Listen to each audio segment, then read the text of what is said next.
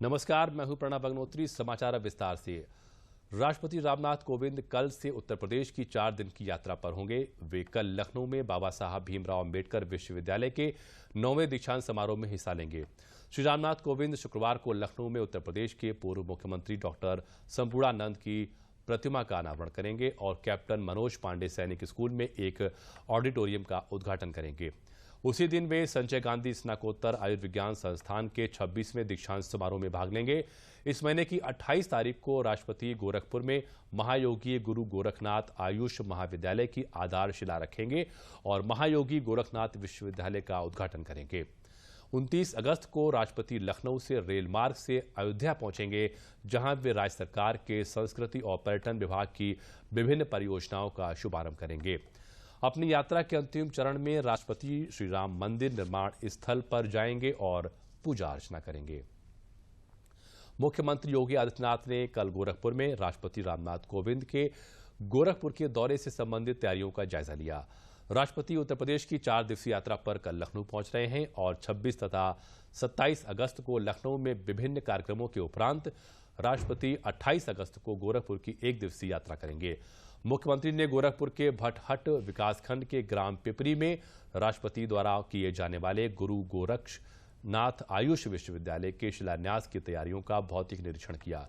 यह आयुष विश्वविद्यालय 52 एकड़ भूमि में स्थापित होने वाला राज्य का पहला आयुष विश्वविद्यालय है और इसमें एक ही परिसर में आयुर्वेदिक, यूनानी, होम्योपैथी और योग चिकित्सा की पढ़ाई और उस पर शोध कार्य होगा। प्रदेश के आयुष विभाग के 98 कॉलेज इस विश्वविद्यालय से संबद्ध होंगे। मुख्यमंत्री ने कहा कि सुरक्षा के उपायों के साथ ही समारोह में साफ सफाई व्यवस्था का विशेष ध्यान दिया जाए।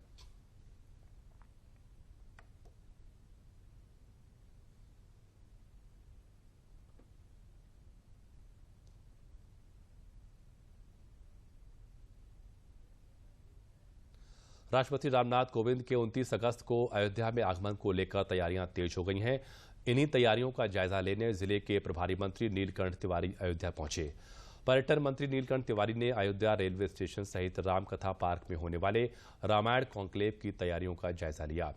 नीलकंठ तिवारी ने कहा कि प्रदेश के 17 जिलों में 2 दिनों तक होने वाले मर्यादा पुरुषोत्तम भगवान श्री राम की जीवन लीलाओं पर आधारित रामायण कॉन्क्लेव का शुभारंभ राष्ट्रपति रामनाथ कोविंद करेंगे। उन्होंने बताया कि अयोध्या में आयोजित रामायण कॉन्क्लेव का विषय रामकथा में सामाजिक समरसता है। जो हम लोगों ने आग्रह किया है वो 29 तारीख को रामायण कॉन्क्लेव पूरे प्रदेश में ऐसे करके करीब 17 जिलों में 2 दिवसीय कार्यक्रम हो रहा है, जिसमें रामायण पर, रामकथा पर आधारित विभिन्न बिंदु जो समाज से सरोकार रखते हैं, जैसे रामायण में, रामकथा में राम राज्य, रामकथा में सामाजिक समरसता, रामकथा में अच्छा लगेगा सखा भक्ति, राम, इसी करके विभिन्न भातृ प्रेम, ये सभी चीजों को लेकर के अलग अलग टॉपिक तय करके अलग अलग जनपदों में होना है। उसी का 29 तारीख को यहाँ से शुभारंभ होना है। प्रधानमंत्री नरेंद्र मोदी की अध्यक्षता में बुधवार को केंद्रीय कैबिनेट की बैठक में गन्ना किसानों के लिए बम्पर घोषणा की गई। केंद्रीय मंत्री पीयूष गोयल ने बैठक के बाद कहा कि गन्ने पर दिए जाने वाले फेयर एंड रीन्यूमरेटिव प्राइस बढ़ाकर अब 290 रुपये प्रति क्विंटल करने का फैसला हुआ है। केंद्रीय मंत्री ने कहा कि यह 10% रिकवरी पर आधारित होगा और अगर किसी किसान की रिकवरी 9.5% यानी कि 9.5% से कम होती है तो उन्हें 275 रुपये प्रति क्विंटल मिलेगा। Fair and remunerative price FRP जो शुगर केन पे दिया जाता है उसको बढ़ाकर अब 290 रुपये प्रति क्विंटल करने का निर्णय लिया गया, जो 10% रिकवरी के ऊपर आधारित होगा। जब रिकवरी 10% से अधिक हो जाती है तो उसका प्रोपोर्शनेट 0.1% इंक्रीज के लिए, हर 0.1% इंक्रीज के लिए अधिकांश 2 रुपये 90 पैसे प्रति क्विंटल और दिया जाता है और न्यूनतम बेसिक जो प्राइस मिलती है उसको भी 9.5% पर रोका गया है कि 9.5% से कम अगर किसी किसान का रिकवरी होती है तो 9.5% पे ही आधारित उनको 275 रुपए 50 पैसे प्रति क्विंटल उनको भी मिलेगा। केंद्रीय मंत्री ने कहा कि केंद्र सरकार द्वारा गन्ना एक्सपोर्ट को प्रोत्साहन दिए जाने की वजह से पिछले साल गन्ने का रिकॉर्ड निर्यात हुआ है, जहां कुल 75 लाख टन गन्ने के एक्सपोर्ट कॉन्ट्रैक्ट हुए हैं। पिछले वर्ष एक्सपोर्ट भी रिकॉर्ड हुआ है, लगभग 70 लाख टन का एक्सपोर्ट के कॉन्ट्रैक्ट्स हो चुके हैं, जिसमें 55 लाख टन तो ऑलरेडी एक्सपोर्ट हो चुके हैं, 15 लाख टन पाइपलाइन में है। सरकार ने इसके लिए भी काफी सुविधा दी थी, जो मार्केटिंग और ट्रांसपोर्ट अलाउंस लगता है जिससे शुगर केन एक्सपोर्ट होने में सुविधा होती है, उसके माध्यम से केंद्र सरकार ने हमारे किसानों को जल्द से जल्द उनके गन्ने का भुगतान हो जाए, उसको मद्देनजर रखते हुए शुगर एक्सपोर्ट को भी प्रोत्साहन दिया। प्रधानमंत्री नरेंद्र मोदी की अध्यक्षता में हुई कैबिनेट की बैठक में गन्ने की एफआरपी यानी उचित और लाभकारी मूल्य 5 रुपए प्रति क्विंटल बढ़ाने का निर्णय लिया गया। एफआरपी अब बढ़कर 290 रुपए प्रति क्विंटल हो गया है। मेरठ के किसानों ने इस पर अपनी प्रतिक्रिया देते हुए प्रधानमंत्री नरेंद्र मोदी और मुख्यमंत्री योगी आदित्यनाथ का आभार व्यक्त किया है। उनका कहना है कि केंद्र और राज्य सरकार लगातार किसानों के हित में कार्य कर रही है। किसानों को गन्ने मूल्य का भुगतान समय पर हो रहा है और गांव में पर्याप्त बिजली भी मिल रही है, जिससे खेती करने में आसानी हो गई है।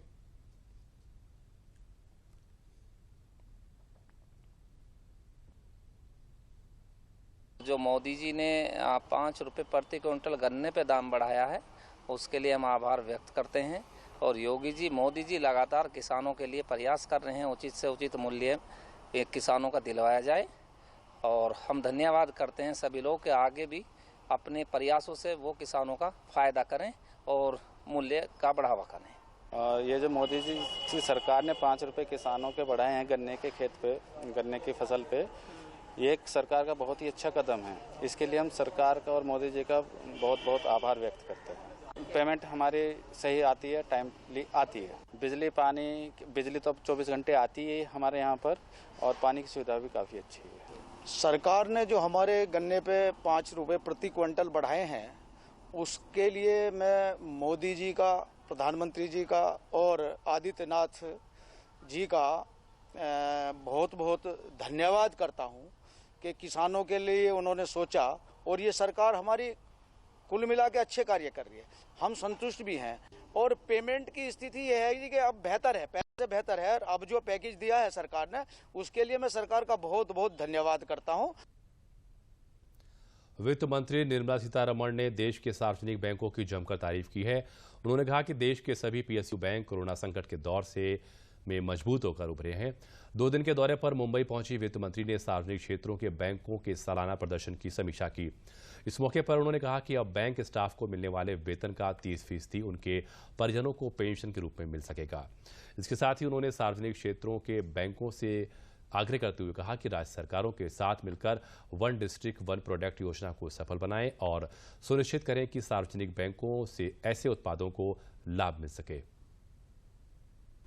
Prime Minister has been emphasizing all over the country that there should be by district and identification of such goods which can be found to have great export potential, and that is why you had this 1 district 1 product. I have requested all the banks all over the country to work with state governments and ensure that by district, that 1 district 1 product also gets benefit from the banks.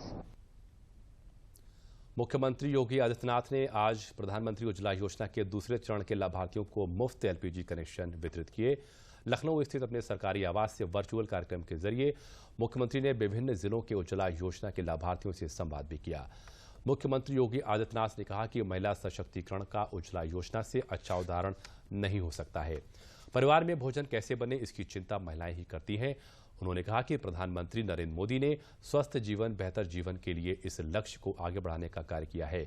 योजना के पहले चरण में देश के 8 करोड़ से अधिक परिवारों को रसोई गैस कनेक्शन दिए जा चुके हैं, जबकि उत्तर प्रदेश में उज्ज्वला योजना से 1 करोड़ 47 लाख परिवार लाभान्वित हुए हैं। यह संख्या देश में सर्वाधिक है।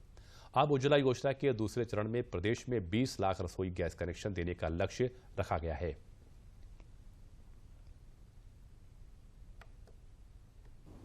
मुझे प्रसन्नता है कि उत्तर प्रदेश में उज्ज्वला योजना की शुरुआत 2016 में प्रधानमंत्री जी ने बलिया में की थी और लक्ष्य तय किया था कि मार्च 2020 तक 8 करोड़ लोगों को देश के अंदर निःशुल्क रसोई गैस के कनेक्शन उपलब्ध कराएंगे। लेकिन 7 माह पूर्व ही सितंबर 2019 में देश के अंदर 8 करोड़ परिवारों को निःशुल्क रसोई गैस के कनेक्शन उपलब्ध करवा दिए गए। उत्तर प्रदेश इससे सर्वाधिक लाभ लिया। 1 करोड़ 47 लाख परिवारों को उत्तर प्रदेश के अंदर रसोई गैस के निःशुल्क कनेक्शन उपलब्ध हुए। अब सोचिए कि देश के अंदर 8 करोड़ ऐसे परिवार थे पहले चरण में जिनके पास अपना कोई रसोई गैस का कनेक्शन नहीं था। वे लकड़ी पर, कोयले पर, गोबर के उपलों पर या किसी ऐसे अन्य साधन पर निर्भर होकर के अपनी रसोई की व्यवस्था संचालित करने के लिए मजबूर थी, जो सुरक्षित भी नहीं था, जो स्वस्थ भी नहीं था। इसीलिए प्रधानमंत्री जी ने स्वस्थ ईंधन, बेहतर जीवन के माध्यम से इस लक्ष्य को आगे बढ़ाने का कार्य किया और भारत के पेट्रोलियम मंत्रालय ने, प्राकृतिक गैस और पेट्रोलियम मंत्रालय ने इस लक्ष्य को प्राप्त करने के लिए जो कार्य प्रारंभ किया, बलिया से एक शुभारंभ हुआ था। पहले चरण का कार्यक्रम का शुभारंभ भी बलिया से। तो इस दूसरे चरण में भी लक्ष्य तय किया गया है कि 1 करोड़ परिवारों को निःशुल्क रसोई गैस के कनेक्शन उपलब्ध करवाएंगे। बदायूं में प्रधानमंत्री उज्ज्वला योजना के दूसरे चरण के अंतर्गत लाभार्थियों को निःशुल्क गैस कनेक्शन वितरित किए गए। जनपद के कलेक्ट्रेट में कार्यक्रम का आयोजन किया गया, जिसमें मुख्य अतिथि भारत सरकार के केंद्रीय सहकारिता एवं पूर्वोत्तर विकास राज्य मंत्री BL वर्मा, उत्तर प्रदेश सरकार के नगर विकास राज्य मंत्री महेश चंद्र गुप्ता, बदायूं सांसद डॉक्टर संघमित्रा मौर्य ने पात्र लाभार्थियों को निःशुल्क गैस कनेक्शन वितरित किए। साथ ही उज्ज्वला योजना 2.0 के अंतर्गत पात्र लाभार्थियों को मुख्यमंत्री द्वारा LPG गैस कनेक्शन वितरित कार्यक्रम का सजीव प्रसारण भी दिखाया गया। केंद्रीय राज्य मंत्री BL वर्मा ने कहा कि उज्ज्वला योजना के दूसरे चरण के तहत 4100 कनेक्शन दिए गए हैं।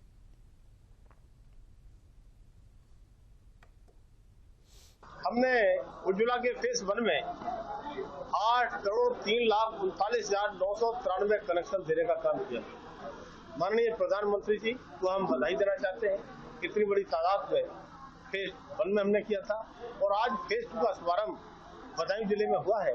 आज हमने 4100 से भी ज्यादा हमने लाभार्थियों को इस फेज 2 के कनेक्शन देने का काम किया है और आने वाले समय में बदायूं जिले में जो इसका लाभार्थी बनेगा या हमको लगता है इसका पात्र है, पात्रता की श्रेणी में आता है, हर परिवार में LPG का सिलेंडर पहुंचे, इसका हम प्रयास करेंगे। उप मुख्यमंत्री डॉक्टर दिनेश शर्मा ने आज रायबरेली में उज्ज्वला योजना के दूसरे चरण के अंतर्गत लाभार्थियों को मुफ्त गैस कनेक्शन वितरित किया।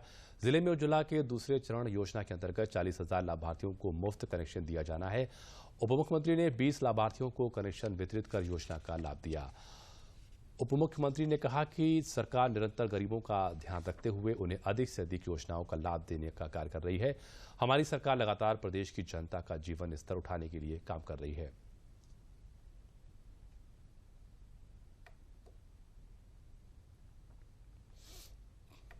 ये कनेक्शन देने का काम उत्तर प्रदेश में होगा, उसमें 40,000 के आसपास कनेक्शन तो केवल रायबरेली को मिलेंगे।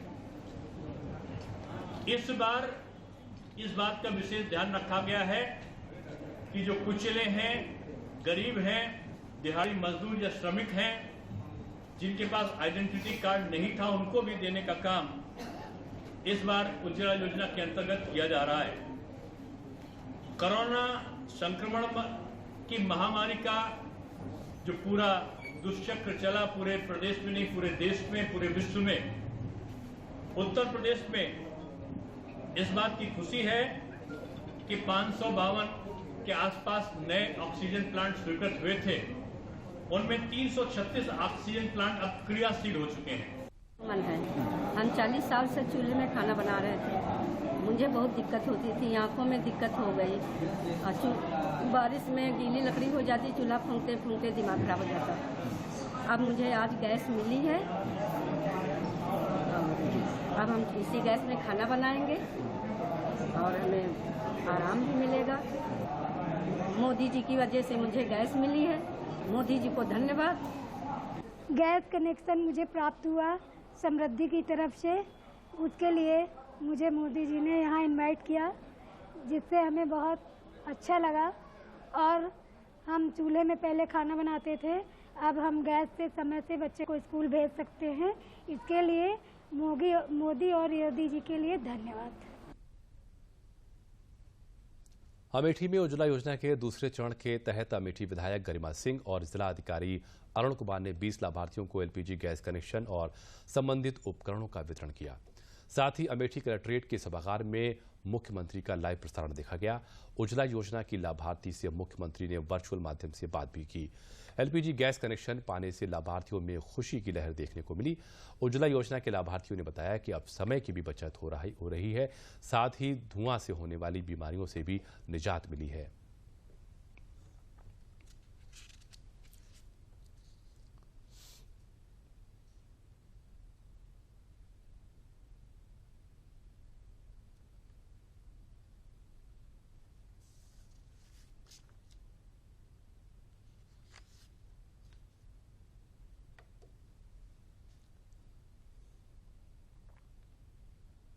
इसके पहले हम लोग को चूल्हा पे खाना बनाना पड़ता था, 1-2 घंटे लग जाते थे। अब हम 1 घंटे में खाना बना लेते हैं और उससे चूल्हे से हमें बहुत दिक्कत आती थी, जैसे सांस फूलती थी, अब वो हमें नहीं फूलती है, अब हमको आराम मिल गया है।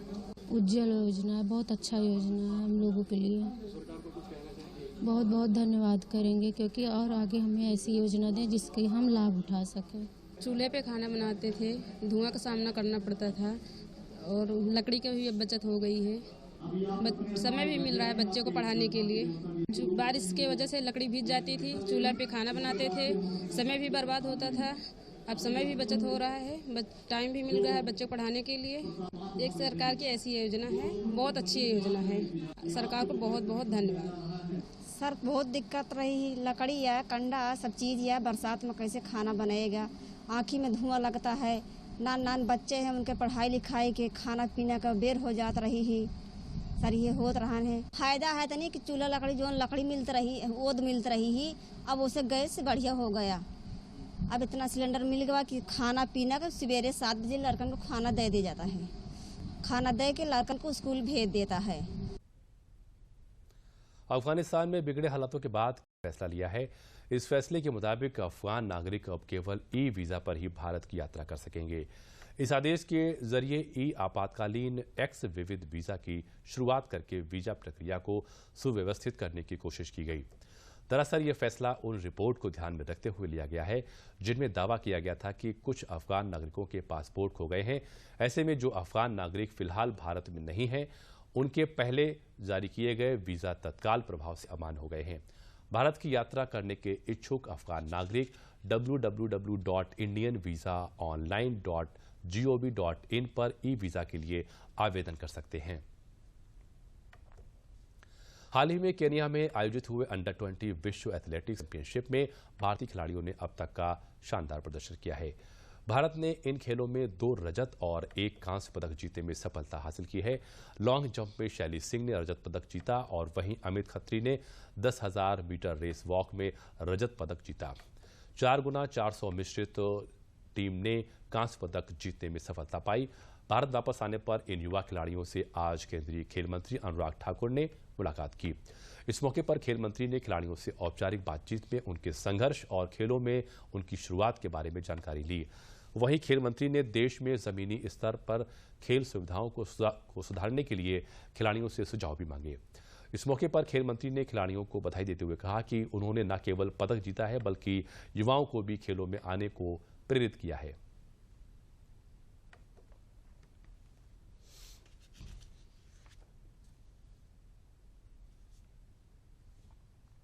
वर्ल्ड 20 एथलेटिक्स चैंपियनशिप में हमारे खिलाड़ियों ने बहुत अच्छा प्रदर्शन किया है। अमित खत्री, शैली सिंह ने जहां एक और सिल्वर मेडल जीता और शैली सिंह मात्र 1 सेंटीमीटर से गोल्ड मेडल चुका है। ये अपने आप में दिखाता है कि जहां भारत ने पहले से बहुत बेहतर प्रदर्शन किया, हमारे एथलीट्स ने और अच्छा करना शुरू किया, वहीं पर बाकी खिलाड़ियों ने भी, चाहे अब्दुल रज़ाक हो, भरत श्रीधर हो, प्रिया मोहन हो, सुमी हो, कपिल हो, इन सब ने जो ब्रॉन्ज मेडल जीते, ये एक अच्छी पहल है जो दिखाता है कि भारत एथलेटिक्स में और अच्छा कर सकता है। और इसलिए मेरा आज मिलने का भी इनसे एक अनुभव प्राप्त करने का था कि ग्रास रूट लेवल पे ये और क्या चाहते हैं, किस तरह की सुविधाएं हों, बेहतर कोचिंग और कैसे हो सकती है। और प्रसन्नता इस बात की सबको अच्छा लगा कि फेडरेशंस और सरकार, भारत सरकार की ओर से इनको जो मदद मिली, ट्रेनिंग मिली, उसका लाभ भी इनको मिला है। इस मौके पर खेल मंत्री ने युवा खिलाड़ियों को भरोसा दिलाया कि सरकार उनकी पूरी मदद कर रही है। खेल मंत्री का कहना है कि पिछले कुछ सालों से सरकार द्वारा चलाए जा रहे टॉप स्कीम से खिलाड़ियों को काफी मदद मिली है। आप भारत का भविष्य हैं और भारत सरकार की ओर से हम सबका प्रयास रहेगा कि आपकी ट्रेनिंग में कोई कमी ना आए, आपकी सुविधाओं में कोई आए। इसलिए आपसे बातचीत करके, खुले मन से बातचीत करके कि ग्रास रूट लेवल की फीडबैक लेके क्या परेशानी खिलाड़ी को आती है, क्या सुधार किया जा सकता है। हमने 5-6 वर्षों में कुछ करने का प्रयास किया है। टॉप जैसी स्कीम को चलाया है, एलीट एथलीट को देश विदेश में ट्रेनिंग दी है। बहुत सारे एथलीट्स को तो 300-300, 400-400 दिन विदेशों में ट्रेनिंग मिली, 1,000 दिन देश के अंदर ट्रेनिंग मिली। So training any athlete for 400 days overseas or 1,000 days within the country is not an easy task, but the government of India is hand-holding, the SAI is hand-holding the athletes and will keep doing so. सूचना और प्रसारण मंत्रालय इस महीने 23 तारीख से लेकर 29 तारीख तक आज़ादी का अमृत महोत्सव के हिस्से के रूप में विशेष सप्ताह मना रहा है। मंत्रालय की तमाम मीडिया यूनिट्स लगातार आपके लिए कई कार्यक्रम लेकर आ रही हैं। तो आइए आप भी इस अमृत महोत्सव का हिस्सा बनिए और आज़ादी की 75वीं वर्षगांठ में शामिल हो जाइए। इसके लिए इस कड़ी में आप आकाशवाणी पर सुन सकते हैं विशेष कार्यक्रम आज़ादी का सफ़र। साथ ही साथ आकाशवाणी पर परिक्रमा कार्यक्रम के प्रसारण में आप सुन सकते हैं निशान साबरमती आश्रम की कहानी। साथ ही साथ डीडी नेशनल पर आप देख सकते हैं आज शाम एक डॉक्यूमेंट्री इंडिया विंस फ्रीडम। साथ ही साथ आज शाम 7 बजे आप डीडी न्यूज पर देख सकते हैं नए भारत का सफ़र। इसके साथ ही आप दूसरी मीडिया यूनिट्स पर भी कई खास कार्यक्रमों का हिस्सा बन सकते हैं। पत्र सूचना कार्यालय लखनऊ भारत सरकार की ओर से आज़ादी का अमृत महोत्सव कार्यक्रम पर एक वेबिनार का आयोजन किया गया। वेबिनार की अध्यक्षता अपर महानिदेशक परिक्षेत्र आरपी सरोज ने की। वेबिनार में आज़ादी के अमृत महोत्सव की प्रासंगिकता पर चर्चा की गई। वेबिनार को संबोधित करते हुए कमांडर वीके जेटली ने कहा कि पिछले 75 वर्षों में भारत की बहुत सी उपलब्धियां रही हैं। उन्होंने कहा कि यह आवश्यक है कि नई पीढ़ी देश के लिए जान तक न्यौछावर कर देने वाले क्रांति, स्वाभिमान और बलिदान के बारे में जाने। नेहरू युवा केंद्र के निदेशक एनके सिंह ने वेबिनार को संबोधित करते हुए बताया कि स्वतंत्रता की 75वीं वर्षगांठ के उपलक्ष्य में आज़ादी के अमृत महोत्सव के अंतर्गत नेहरू युवा केंद्र द्वारा 13 अगस्त से 2 अक्टूबर तक फिट इंडिया फ्रीडम रन जैसे कार्यक्रमों का आयोजन किया जा रहा है। वाराणसी हिंदू विश्वविद्यालय के प्रोफेसर बाला लखेंद्र ने वेबिनार में कहा कि देश के हर नागरिक को आज़ाद भारत के 75 वर्ष की यात्रा पर गर्व है। उन्होंने कहा कि आज़ादी के अमृत महोत्सव के मौके पर काशी विश्वविद्यालय में प्रतिदिन 75 पौधे लगाए जा रहे हैं। क्षेत्रीय लोक संपर्क ब्यूरो मैनपुरी के द्वारा आज आज़ादी का अमृत महोत्सव के तहत जागरूकता व प्रचार अभियान जनपद में किया गया। पूर्व माध्यमिक विद्यालय मधुपुरी, कीरतपुर, मैनपुरी में यह जागरूकता कार्यक्रम हुआ। इस अवसर पर जिला पंचायती राज अधिकारी स्वामी दीन ने कहा कि देश में आज़ादी का अमृत महोत्सव मनाया जा रहा है। सभी लोगों को यह प्रयास करना है कि अपने राष्ट्रीय त्योहारों को खूब जोर शोर से मनाएं और हमको आज़ादी दिलाने वाले लोगों के बलिदान को याद करते हुए अपनी जिम्मेदारियों का निर्वाह करें। अभियान के दौरान कॉलेज में स्कूली छात्रों के मध्य एक प्रश्नोत्तरी प्रतियोगिता का भी आयोजन किया गया, जिसमें सही उत्तर देने वाले 21 विजेता प्रतिभागियों को विभाग की ओर से पुरस्कार देकर सम्मानित किया गया। इस कार्यक्रम में लोकगीत व सांस्कृतिक कार्यक्रमों के माध्यम से लोगों का मनोरंजन करते हुए संदेश दिया गया। देश भर में आज़ादी के 75वें साल में आज़ादी का अमृत महोत्सव मनाया जा रहा है। इसी कड़ी में आज हम याद करेंगे लखनऊ की प्रसिद्ध ऐतिहासिक इमारत रेजिडेंसी को। आज़ादी की लड़ाई में रेजिडेंसी 1857 के पहले स्वतंत्रता संग्राम की साक्षी रही है। कैसरबाग स्थित रेजिडेंसी परिसर में 1857 से 1947 तक के शहीदों से संबंधित संग्रहालय और डॉक्यूमेंट्री पर्यटकों के लिए खास महत्व रखते हैं। 10 मई 1857 को देश की आज़ादी का समर शुरू हुआ था। हालांकि अंग्रेजों ने आज़ादी की पहली लड़ाई को बगावत का नाम दिया था, लेकिन वीर सावरकर ने सही इतिहास पेश कर साबित किया कि यह बगावत नहीं बल्कि देश को ब्रिटिश राज से आज़ादी दिलाने के लिए पहली जंग का आगाज था। देखिए ये खबर।